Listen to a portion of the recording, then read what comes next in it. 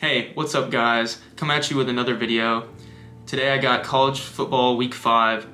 Crazy week of college football, so I had to bring my notes out to get me through it, but let's get into it. The first game I'm going to talk about today is the Oregon State-Utah game. Oregon State ended up winning 21-7. My key takeaway in this game is that Utah desperately needs Cam Rising back. He's the leader in the locker room and the leader on the field, and he's their only efficient thrower of the football that they have on the team. Now, Nate Johnson's done a great job of replacing him thus far, but he just isn't Cam Rising, and they need Cam Rising back in order to win big football games, which they will need to do if they want to win the Pac-12. My other point that I took away from this game is the comeback of DJ Uiagalelei. He's played terrific this year and has shut up a lot of haters that have basically written him off at his time in Clemson. So he's played very well this year, and he's led Oregon State to a great standing in the Pac-12 thus far. The next thing that I saw in this game was that it was a very defensive game, and there was a ton of 3-and-outs, and Oregon State was just able to put more sustainable drives together and was able to score touchdowns when they needed to most. The top performer for this game's got to be Silas Bolden. He had 2 carries for 53 yards in a huge 4th down and 1 conversion that basically sealed the game for Oregon State. He also had 6 receptions for 100 yards and 1 touchdown. The next game I'm going to be talking about is the Georgia-Auburn game. Georgia ended up winning this game 27-20, and as a diehard Auburn fan, this game really hurt. It really hurt me because not only that it was really close, but it was that we were in it to the very end, and we had a chance to win and we just didn't capitalize on it. And the first thing I have to mention about this game is Brock Bowers. Just a monster performance by him. He looked like the best player in college football. He just did. Even though we have Caleb Williams, we have Marvin Harrison Jr., which all make valid cases, he just looked like the best player, not only at his position, but in all of college football. He had 2 ridiculous one-hand catches back-to-back, even though one got called back. He just looked like a monster out there, and it led to Georgia winning the game. The next thing I have about this game is Carson Beck. Huge first road game for him.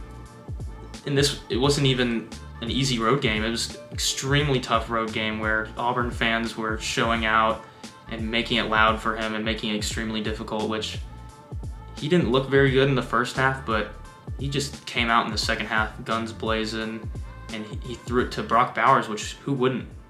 As I said, might be the best player in the country.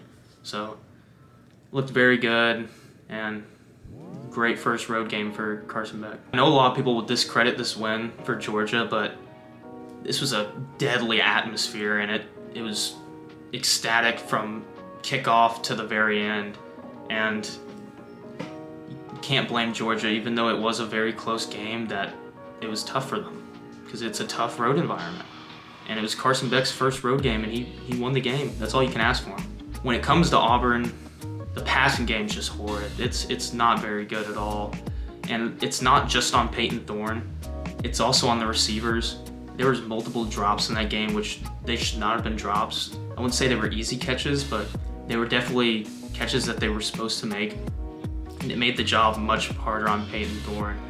And the offensive line didn't help very much either, giving him almost no time to throw. So look in the next coming weeks for that to improve, or Auburn's not going to have a very successful year this year. Even though Auburn's passing attack did not look very good this game, their defense looked great until the 4th quarter, which it was Brock Bowers' time at that point, so it wasn't very good for them, but they held their own from the 1st to 3rd quarter, and they looked terrific with great performances from Jalen Simpson and Marcus Harris, who ended up getting a little tweaked up in that game, but I think he'll be fine. But those two definitely showed out this game. Even though Auburn lost this game, it was a huge win for recruiting for them because they can show a vision.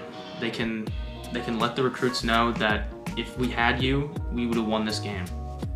Because even though Hugh Freeze has seemed like he's been there a while, he's only been there for less than a year. He's had 1 transfer cycle, and he's had 1 recruiting cycle. And that's all he's had to bring in talent. So just wait for him to get another year under his belt, and then another year, and it's going to be dangerous out there in the plains, I'm telling you. Top performer of the game, it's obviously Brock Bowers. He had 8 receptions, 157 yards, and a touchdown with just out of this world catches that sealed the game for Georgia. The next game's A&M Arkansas, which A&M ended up winning 34-22. Now this game was ugly at times, but A&M found a way to get it done. And the way that they got it done was through their defense and their special teams. The defense had 7 sacks, a pick 6, and their special teams had a punt return touchdown courtesy of Anaya Smith, sub-zero. Even though the defense and the special teams won the game for them, the run game was a very pleasant surprise for the Aggies, which going into spring, they didn't know what they were going to get out of it. But Le'Veon Moss had over 100 yards this game, definitely showed out, and I'd like to see what it looks like going forward into the Alabama game and beyond. And for the Aggies, Evan Stewart and Anaya Smith continue to show out and show why they are one of the best receiver corps in the SEC. Maybe not even the SEC, maybe in the entire nation. It's just the talent in that room is so great that it doesn't matter which quarterback's back there, Max Johnson or Connor Wigman, they're gonna show out and they're gonna get yards and they're gonna score touchdowns. Now, going on to Arkansas, they have one of the best quarterback and running back duos in the SEC. Them and Ole Miss, it's debatable which one, but those two talents back there in the backfield, KJ Jefferson and Rocket Sanders, it's so sad to see that their offensive line's the only thing holding them back on that offense. Because that offensive line is horrible. There's no time for KJ Jefferson to go through his reads, let alone throw the ball. And then you have Rocket Sanders who can barely get to the line of scrimmage. There was one play on Saturday where he broke 4 tackles and barely still got to the line of scrimmage.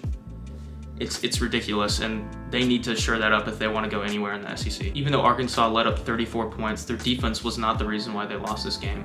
Their defense only gave up 20 points. Their special teams gave up a touchdown, and their offense also gave up a pick 6, which was a fluky play which got tipped at the line and went up straight up in the air, but their defense played well enough for them to win this game, but their offense and their special teams definitely let them down. Top performer for this game is A&M's defense and special teams. As I said, 7 sacks, interception for a touchdown, and punt return touchdown. It's hard not to give them the performer of the week. Next game up's USC Colorado. USC ended up winning the game 48-41, even though they were up huge in the beginning of the game. The main story of this game is it's still Caleb Williams. Putting up a performance like that with 6 touchdowns, over 400 yards, and only 1 interception. He's going for back-to-back Heismans, which it's unheard of, man. It's crazy how talented that man is. But their defense will continue to let them down if they continue to play like this. The only reason why they got away with it last year is because they caused the most turnovers in college football.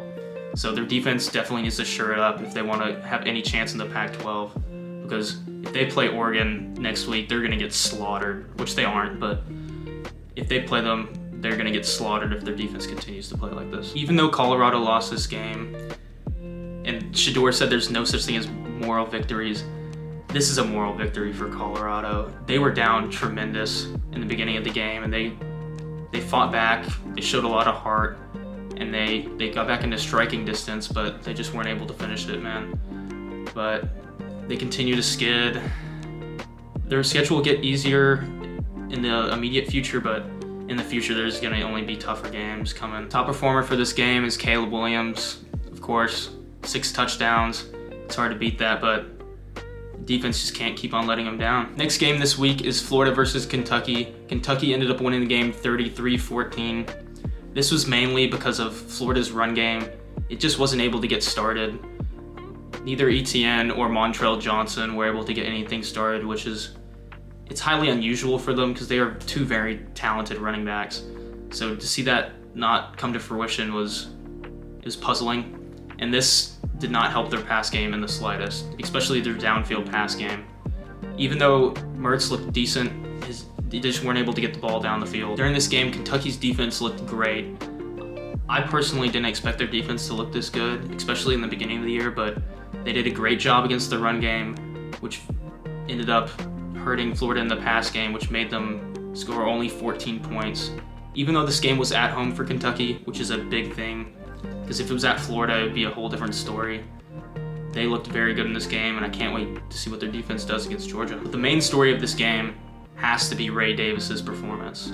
The best performance I've seen by a running back this year. He had 26 carries for 280 yards and 3 touchdowns.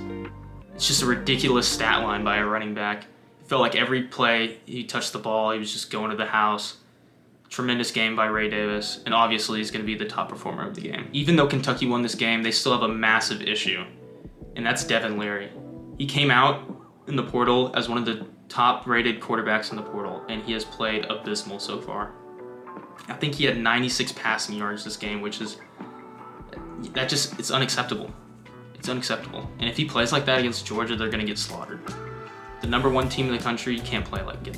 You can't play like that. It just won't be a game.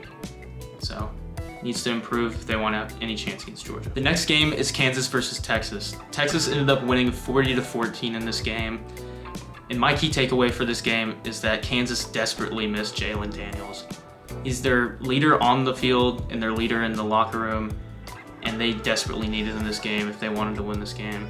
Even though Jason Bean did not play horribly, they just needed Jalen Daniels back there with his experience and his playmaking ability. Now for Texas, their offense was firing on all cylinders.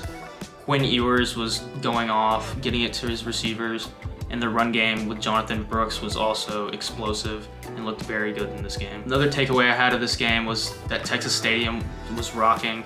It's a revenge game from 2 years ago with that crazy overtime win that Kansas had at Texas, which their fans wanted it back and they wanted revenge for it, and it looked like it. Now this is unusual, but I have two top performers for this game.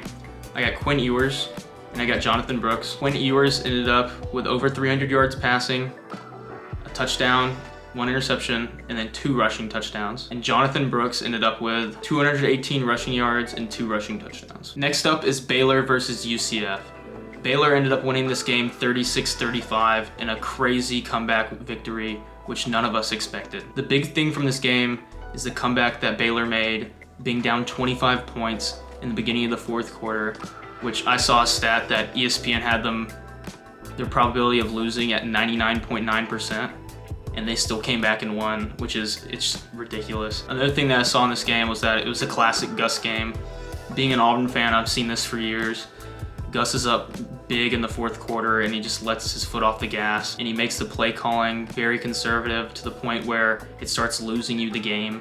I've seen it plenty of times, and Gus needs to really work on this in closing games. One thing I look forward to seeing in the future is that if this is an early turning point for Baylor in the season, because they have not played very well up to this point, but having this massive comeback in the fourth quarter where everyone counted them out, this could be a very early turning point, which they have a lot of winnable games in the future with a lot of 2-3 and 3-2 Big 12 teams.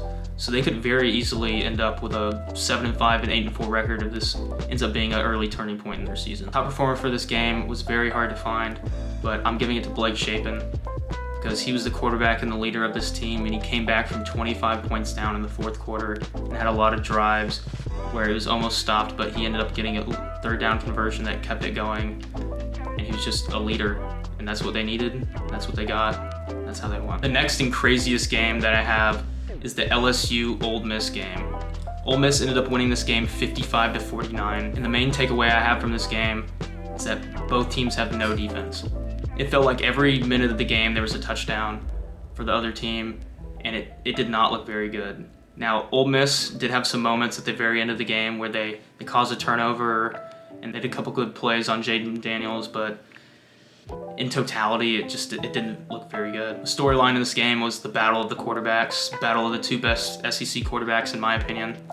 You got Dart, you got Jaden Daniels, which they battled to the very end, but in my opinion, Dart got the better of Jaden Daniels. Even though Jaden Daniels' ball placement throughout the game was tremendous. He had 2 touchdowns at the back of the end zone to the receiver Thomas.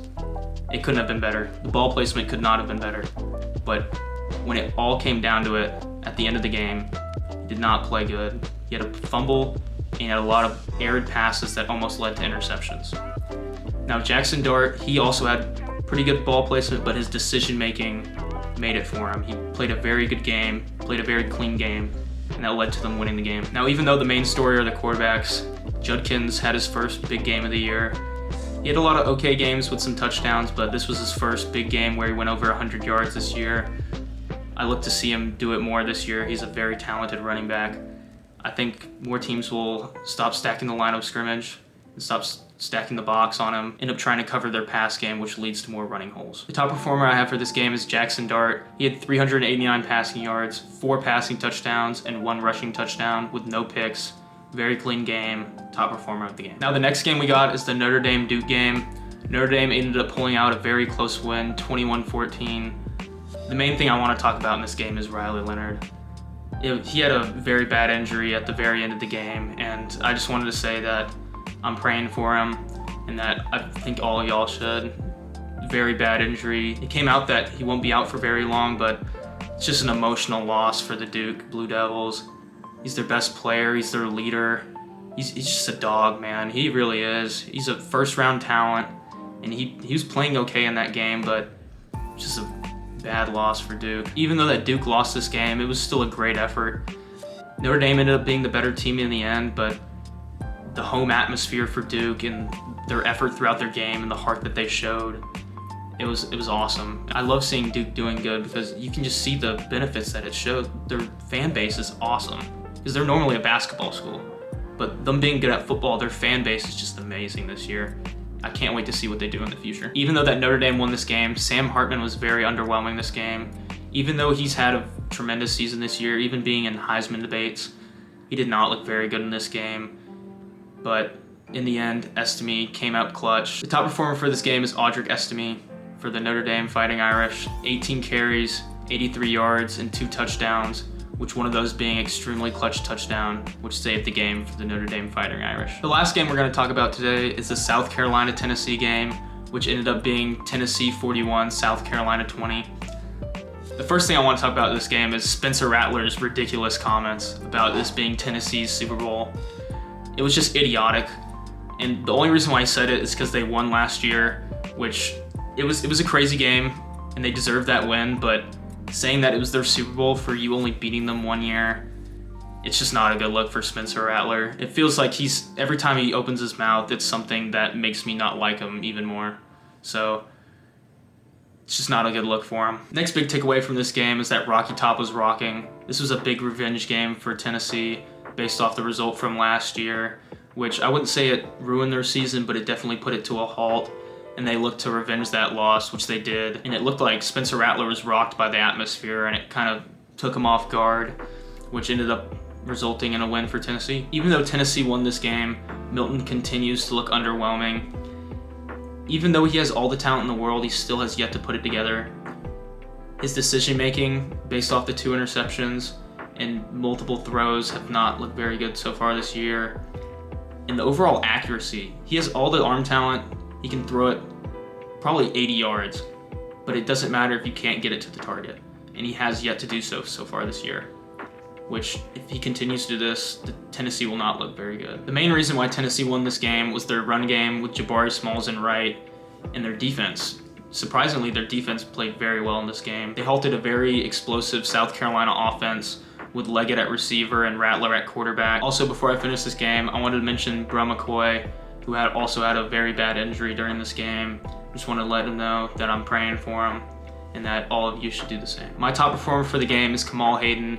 He had a pick 6 during the game, and he put the clamps on the South Carolina receivers, which I love to see because he's a former Auburn player, and I wish the best for him. And he's looking like a first-round talent thus far this year. So that's it for the Week 5 recap. I hope y'all enjoyed.